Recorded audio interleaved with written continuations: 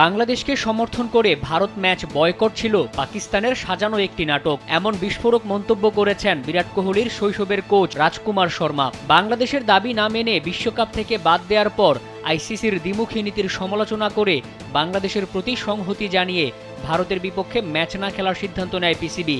তবে সেই সিদ্ধান্ত পরিবর্তন করে আবারও ভারতের বিপক্ষে মাঠে নামার ঘোষণা দেওয়ার পরই চটেছেন এই ভারতীয় কোচ। সংবাদ সংস্থা এএনআইকে দেয়া সাক্ষাৎকারে রাজকুমার বলেন, পাকিস্তানের অবস্থান ছিল কেবল একটি নাটক, যেটা তারা সবসময় করে। ভারতের বিপক্ষে না খেলার ক্ষতি উপলব্ধি করেছে তারা। এই ধরনের আচরণ পাকিস্তানের জন্য সাধারণ একটি ব্যাপার। তিনি আরও জানান, শুরুতে পাকিস্তান বাংলাদেশকে সমর্থন দিল, তারপর তাদেরকে একপাশে সরিয়ে রাখলো। এখন তারা বুঝতে পারলো ভারতের বিপক্ষে না খেললে কতটা ক্ষতি হতে পারে। এই ধরনের ব্যাপার তো পাকিস্তানের কাছে প্রত্যাশিত। ভারত পাকিস্তান ম্যাচের অনিশ্চয়তা কাটাতে লাহোরে আইসিসি, পিসিবি ও বিসিবির মধ্যকার বৈঠক হয়।